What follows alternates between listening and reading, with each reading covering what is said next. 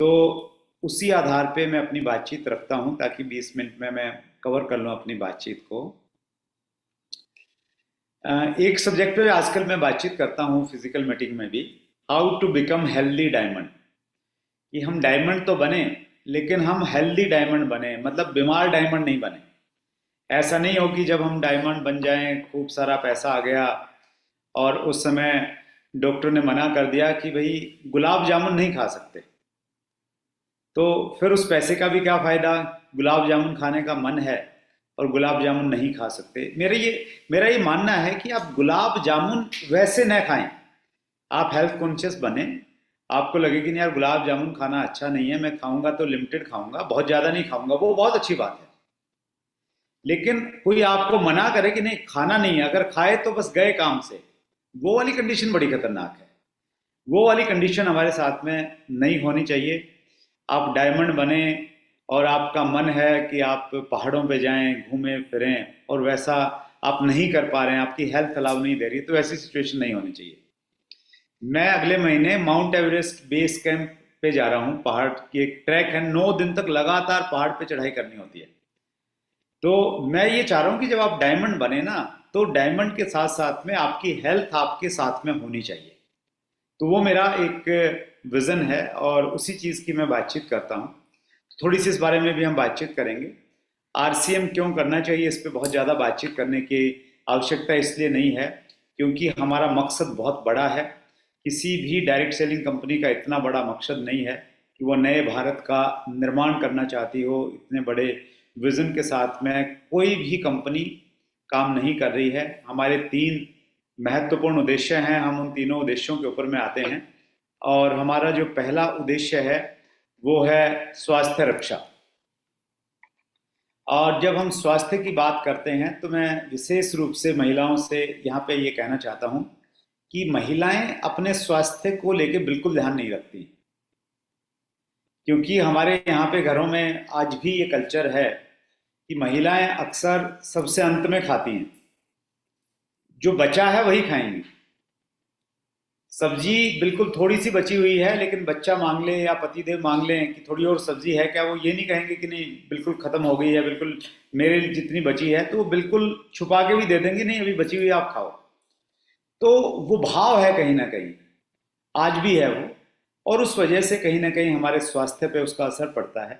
WHO के आंकड़े ये बताते हैं, वर्ल्ड हेल्थ ऑर्गेनाइजेशन ये कहता है कि जो महिलाएं मां बनने की स्थिति में पहुंचती हैं, उनमें से 50% महिलाओं के अंदर में रक्त की कमी रहती है। वो एनेमिक की कैटेगरी में आ जाती हैं क्योंकि उनके अंदर में 12 ग्राम से कम खून रहता है। सो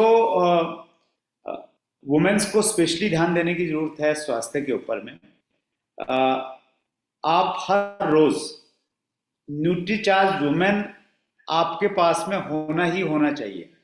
आप फील्ड में रहते हैं तो आपके ट्रैवल बैग पे रहे, घर में है तो एक किचन में रख लीजिए, एक डाइनिंग टेबल पे रख लीजिए, हर जगह रखिए एक एक पैकेट, ताकि मिस नहीं हो किसी भी कीमत पे। और दूसरा, महिलाओं को प्रोटीन लेना बहुत जरूरी है। तो ये दो चीजें तो आप सबको मैंडेटरी हैं, इसमें कोई समझौता नहीं, कोई कंप्रोमाइज नहीं। एक न्यूट्रीचार्ज वुमेन और एक प्रोटीन। और प्रोटीन भी हमारे पास में न्यूट्रीचार्ज स्ट्रॉबेरी प्रोडक्ट है, तो वो स्ट्रॉबेरी है, उसका टेस्ट भी शायद आपको अच्छा लगेगा। और इस दिशा में हम बहुत काम कर रहे हैं। न्यूट्रीचार्ज ने हमें बहुत अच्छे अच्छे टूल्स बना के दिए हैं जिनकी सहायता से हम और आगे बहुत हेल्प हमें मिल सकती हैं। पंपलेट्स हैं, एक हीमोग्लोबिन को चेक करने की एक बुक बनाई है जो बहुत एकदम साइंटिफिक बुक है। उसकी सहायता से आप बहुत सारी महिलाओं की सहायता कर सकती हैं। दूसरा उद्देश्य हमारा स्वावलंबन है। और बहुत सारी महिलाएं इस चीज़ का उदाहरण हैं कि वो अपने पैरों पे खड़ी हुई हैं आरसी में आने के बाद में। वो परिवार को कहीं ना कहीं आर्थिक रूप से भी सहयोग कर रही हैं। तो इस दिशा में हम बहुत अच्छे से ऑलरेडी काम कर रहे हैं। तीसरा हमारा उद्देश्य है महिला सशक्तिकरण, और उसकी खुद आप उदाहरण हैं। सतीश पंडित जी ने अपनी एक ऑडियो में एक बहुत अच्छी बात कही है। उन्होंने कहा है था कि अगर आप अपनी डाउनलाइन की सहायता करना चाहते हैं, आप उनका भला करना चाहते हैं, आप उनका उपकार करना चाहते हैं, तो आप एक काम कीजिए, और वो काम ये है कि आप अपना लेवल बदल दीजिए। आप आज जिस लेवल पे हैं उस लेवल को चेंज करेंगे तो ये आपका आपकी डाउनलाइन के द्वारा किया गया सबसे बड़ा उपकार होगा। क्योंकि आपका लेवल तभी बदलेगा जब आपकी टीम में वॉल्यूम क्रिएट होगा, तो इनडायरेक्टली आपका बदलेगा तो टीम का भी बदल जाएगा। और वो कहते थे कि आपकी टीम आपको देखती है। जब आपका लेवल बदलेगा, आपका लाइफस्टाइल बदलेगा, तो सबसे ज़्यादा प्रेरणा उन्हें आपको देख के होती है। तो बीइंग ए वुमेन, आप अपना लेवल बदलिए। आप इंडिपेंडेंट काम कर रही हैं तो आपका जो भी लेवल है, आप आज वाइटल लेवल पे हो सकते हैं तो आपका टारगेट रहे कि आप रॉयल्टी पे आए। आप अगर अपने पति के साथ में काम कर रहे हैं मिलजुल के, तो दोनों मिलजुल के काम कीजिए और दोनों मिलके अपना लेवल बदलिए। दोनों अपना लेवल बदलने का मतलब ये कि एक ही आईडी है तो उसी आईडी पे लेवल बदलेगा तो उसमें आपका भी उतना ही कंट्रीब्यूशन है, क्योंकि आप साथ में सहयोग कर रही हैं। तो आप एग्जाम्पल बनिए, उदाहरण बनिए। हमारे यहाँ पे आरसीएम में अभी बहुत ज़्यादा महिलाएं नहीं हैं, बहुत गिने चुने नाम हैं जो इंडिविजुअल अपने लेवल पे बहुत अच्छा काम कर रही हैं। तो आप खुद एग्जाम्पल बनिए, उदाहरण बनिए और दूसरी महिलाओं को प्रेरित कीजिए। तो ये 3 हमारे उद्देश्य हैं और इन तीनों उद्देश्यों के बारे में हर रोज़ आदरणीय टीसी सर हम सब लोगों को गाइड करते हैं सुबह 6:30 बजे। वो ये कहते हैं कि आरसीएम को आगे अगर हमें बढ़ाना है तो हमें पहले खुद अच्छा बनना पड़ेगा, अच्छी आदतें अपनानी पड़ेंगी, अच्छे जीवन मूल्य अपनी ज़िंदगी में शामिल करने पड़ेंगे। हम अगर अट्रैक्टिव होंगे, हम अगर आकर्षक होंगे, हमारे अंदर वो चुंबकीय शक्ति अगर पैदा हो जाएगी तो फिर लोग हमारे साथ में जुड़ना चाहेंगे, हमारे साथ में काम करना चाहेंगे। तो आदरणीय टीसी सर को भी आप हर रोज़ ज़रूर सुनिएगा।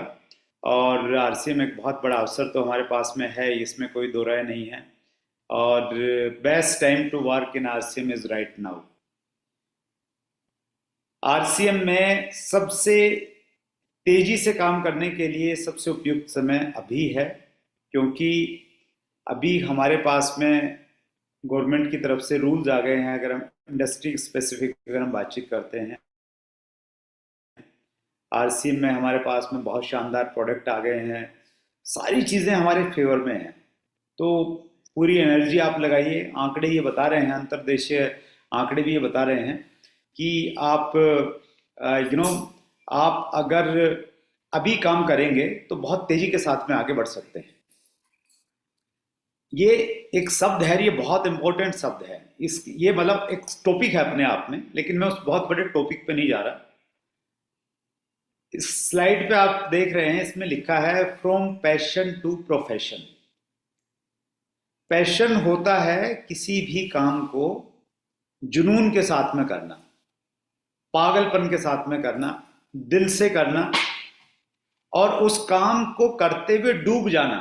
उसको पैशनेट कहते हैं, कि वो उस काम के लिए पैशनेट है, पागल है, वो खो जाता है जब वो काम करता है। तो हम सारे के सारे लोग पैशनेट तो हैं आरसीएम को लेके। आरसीएम हमें अच्छा भी लग रहा है, हम काम भी कर रहे हैं, सारी चीज़ें अच्छी हैं, लेकिन ज़रूरत है पैशन से हमें प्रोफेशन की तरफ आगे बढ़ना है। पैशनेट के होने के साथ में प्रोफेशनल्स की तरह हमें काम करने की कहीं ना कहीं आवश्यकता है। जो प्रोफेशनल्स होते हैं ना, उनको मान सम्मान भी मिलता है, उनको सारी चीज़ें मिलती हैं, पैसा भी मिलता है। जैसे हम कुछ प्रोफेशंस की बात करें तो जैसे डॉक्टर एक प्रोफेशन है। तो अगर आपने डॉक्टर बनना है तो उसके लिए क्या करना पड़ेगा? आपने डिग्री लेनी पड़ेगी, एमबीबीएस करना पड़ेगा। अच्छे डॉक्टर बनना चाह रहे हैं तो कितने साल लगेंगे? 5 साल तक आपने पढ़ाई करनी पड़ेगी और उसके बाद में फिर प्रैक्टिस करेंगे और फिर आप एक प्रोफेशनल डॉक्टर बन जाएंगे।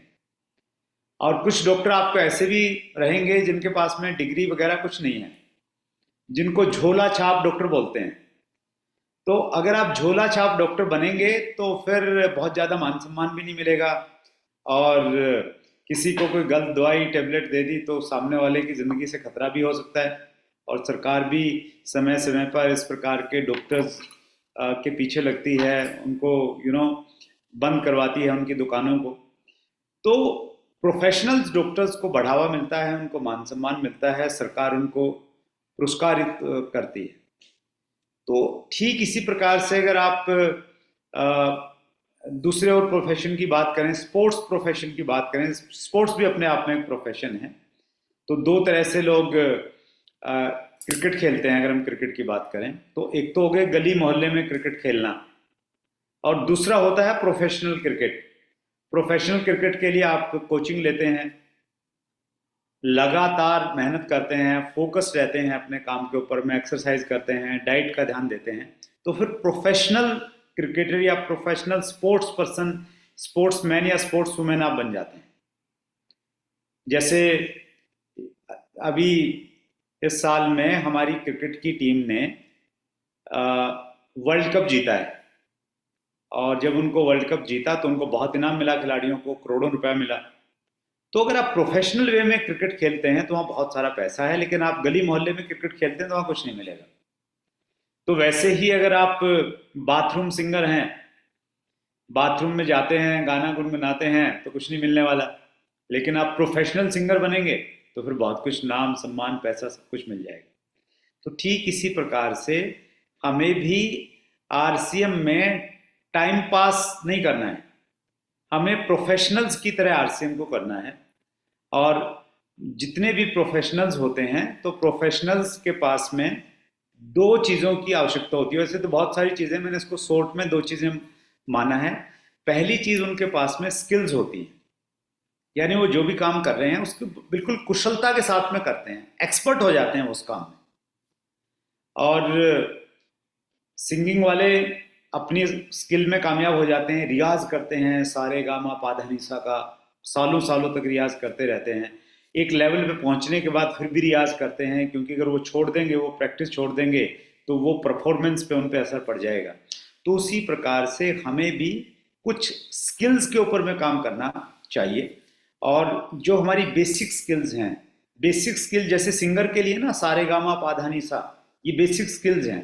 तो ये बेस अगर उसका कमजोर रह गया तो वो अच्छा गायक नहीं बन सकता। तो ठीक इसी प्रकार से अगर हमने डायमंड जाना है, 50 करोड़ का धंधा करना है, तो हमें भी बेसिक स्किल्स पे काम करना पड़ेगा। Basic skills essential to build a solid foundation. अगर हमने एक मजबूत नींव रखनी है तो उसके लिए ज़रूरी ये है कि हम बेसिक्स के ऊपर में काम करें। और हमारे जो बेसिक्स हैं आरसीएम में, ये हमारे वैसे तो 6 बेसिक्स हैं, लेकिन 6 बेसिक में ये 5 बड़े इंपॉर्टेंट हैं। एक है प्रोस्पेक्टिंग। प्रोस्पेक्टिंग हो गया नए लोगों से मिलना, उनसे बात करना और उनको अपनी लिस्ट में शामिल करना। इसके ऊपर में हमें थोड़ी और कुशलता लेके आनी है, ताकि जो भी हमारे आजू बाजू से गुजरे निकले उससे हम बातचीत करें और उसका नंबर हमारे पास में आ जाए। दूसरा है अपॉइंटमेंट। जो ऑलरेडी हमारे पास में लिस्ट में लोग हैं जिनके हमने नाम लिखे हुए हैं, उनको तरीके से बात करना, इस तरीके से बातचीत करना कि वो हमें समय दे दें कि हाँ ठीक है, मैं आपसे मिलना चाहता हूँ। अपॉइंटमेंट मिले तो वो तभी होगा जब कुशलता होगी इस काम में हमारी। तीसरा है प्रेजेंटेशन, जिसको हम कहते हैं आरसीएम प्रचार अभियान का तरीका। तो इसमें हमारी एक्सपर्टीज होनी चाहिए कि अगर हमने किसी को आरसीएम के बारे में बताया तो वो हमारे साथ में जुड़ जाए। वो डायलॉग कब कब बोलने हैं जो टीसी सर हमें बताते हैं। फिर चौथी जो चीज है वो है फॉलो अप। हमने किसी को प्रेजेंटेशन तो दे दिया, अभियान के बारे में बता तो दिया, अब उसको फॉलो अप करके उसको अभियान में जोड़ना, अपनी टीम का हिस्सा बनाना। और उसके बाद में पांचवा जो स्किल है वो है स्टार्टअप। जब कोई व्यक्ति जुड़ गया तो उसको सक्रिय बना के रखना, उसका प्रॉपर स्टार्टअप करवाना ताकि वो बीच में छोड़ के नहीं जाए। तो इन पांचों स्किल्स के ऊपर में विशेष रूप से काम करने की जरूरत है। और ये पांचों चीज़ें आपको डिटेल में मिलें, विस्तार से मिलें, इसके लिए सरोजनी यादव जी ने आपको एक बुक के बारे में बताया था, जो बुक बहुत आपकी हेल्प कर सकती है इस मामले में, क्योंकि उस बुक में इन्हीं चीज़ों को डिटेल में बताया गया है कि प्रोफेशनल्स कैसे करते हैं, प्रोफेशनल प्रोस्पेक्टिंग कैसे करता है, प्रोफेशनल अपॉइंटमेंट कैसे लेता है। तो वो प्रोफेशनल तरीका आपने सीखना है। तो ये जो बुक है ये आपकी सहायता कर सकती है डायरेक्ट सेलिंग का विजेता कैसे बने, क्योंकि इसमें यही सारा का सारा कंटेंट है। और अच्छी बात ये है कि ये बुक अभी अंग्रेजी में भी आ गई है। ये अंग्रेजी में भी उपलब्ध है, how to become winner of direct selling. तो अमेजोन पे जाके आप इसको अंग्रेजी में भी ले सकते हैं, क्योंकि वेस्ट बंगाल से, साउथ से बहुत सारे लोग हैं जिनको हिंदी उतने अच्छे से समझ में नहीं आती है, और भी 4-5 भाषाओं में बहुत जल्दी ये उपलब्ध हो जाएगी आपको। तो ये हो गई पहली बात। स्किल्स रिक्वायर्ड है हर प्रोफेशन में, तो आरसी में भी हमें स्किल्स की रिक्वायरमेंट है। अब दूसरी बात हम लोग करते हैं, जो दूसरा रिक्वायरमेंट है वो है डिसिप्लिन, अनुशासन। हर प्रोफेशनल बहुत डिसिप्लिन रहता है। मैं ऐसे कई सारे लोगों को जानता हूं जो प्रोफेशनल सिंगर हैं, लेकिन वो कभी अचार नहीं खाएंगे, क्योंकि उसमें खटाई होती है और खट्टापन गले के लिए अच्छा नहीं होता है। वो खट्टी दही नहीं खाएंगे, बहुत डिसिप्लिन रहते हैं वो। अभ्यास के लिए वो बहुत डिसिप्लिन रहते हैं। विराट कोहली जी जो हमारे क्रिकेटर हैं, सबसे फिटेस्ट व्यक्ति में उनका नाम आता है। उनको डाइट की जो गाइडेंस देते हैं वो हैं Ryan Fernando. Ryan Fernando celebrity nutritionist हैं। तो उनका चैट विद सुरेंद्र वत्स पे पिछले महीने हम लोगों ने इंटरव्यू लिया। तो बहुत सारी बातें हमने पूछी उनसे कि सेलिब्रिटीज़ के अंदर में क्या खास बात रहती है। तो स्पेशली उन्होंने विराट कोहली को लेके ये बताया कि विराट कोहली इतने डिसिप्लिन हैं खाने के मामले में। उनको अगर ये बोला है कि आपने 200 ग्राम खाना है, तो वो 201 पे नहीं जाएंगे, वो 200 ग्राम ही खाएंगे, चाहे कितनी टेस्टी चीज़ उनको दे दीजिए आप। तो डिसिप्लिन बहुत रिक्वायर्ड है किसी भी काम में, अगर आपने पीक पे पहुंचना है तो हमारे यहाँ भी डिसिप्लिन बहुत इंपॉर्टेंट है आरसीएम में आगे जाने के लिए, क्योंकि हमारे यहाँ पे कोई अपना कोई बॉस तो है नहीं। कहीं पे ऑफिस में जाके आपको अंगूठा तो लगाना नहीं है मशीन पे।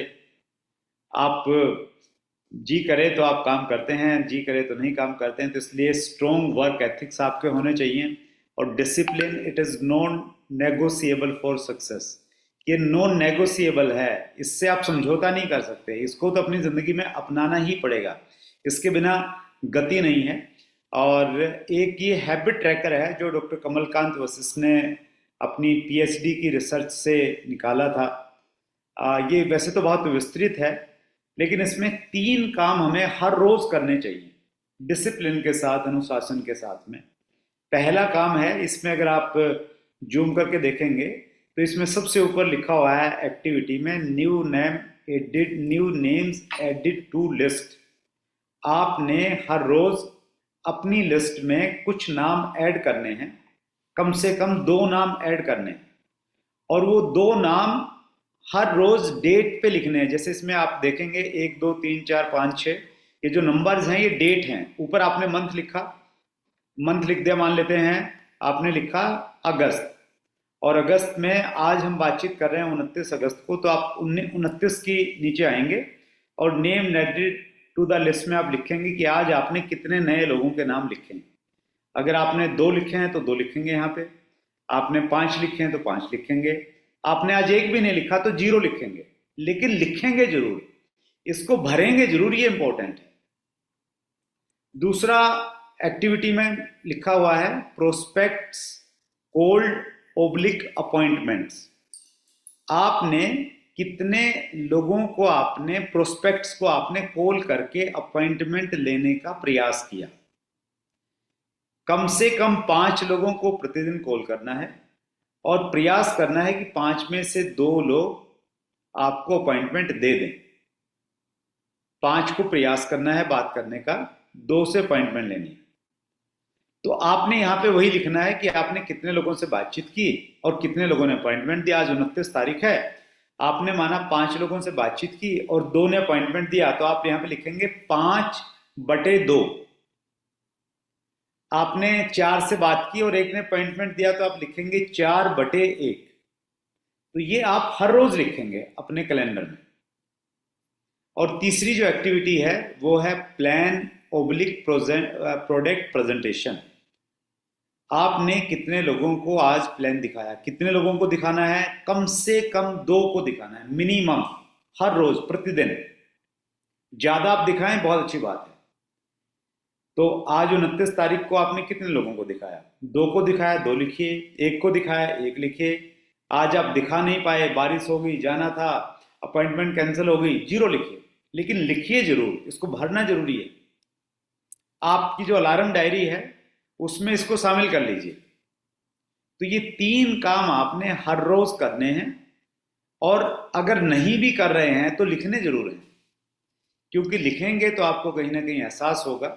और महीना खत्म होने के बाद में फिर टोटल करना है कि एक महीने में कितने नाम आपने ऐड किए हैं, कितने लोगों को आपने कॉल किया है एक महीने में, और कितने लोगों को आपने प्लान दिखाया है। ये हैबिट ट्रैकर आपके लिए एक आईने का काम करेगा, जो आपको बताएगा कि कहाँ पे गलती हो रही है।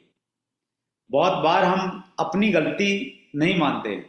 हमें लगता है कि हमें कामयाबी इसलिए नहीं मिल रही क्योंकि हमारी अपलाइन अच्छी नहीं है, वो हमें समय नहीं देते हैं, वो हमारी टीम में लोगों को नहीं जोड़ रहे हैं, इसलिए हमें कामयाबी नहीं मिल रही है। तो जब आप इसको हैबिट ट्रैकर को करेंगे ना, तो ये आपको आईना दिखाएगा और आपको बताएगा कि कमी कहीं ना कहीं आपके काम करने के तरीके में भी है, और उस वजह से शायद कामयाबी नहीं मिल रही है। तो ये हैबिट ट्रैकर बहुत अच्छे से काम करता है, बहुत साइंटिफिक है ये।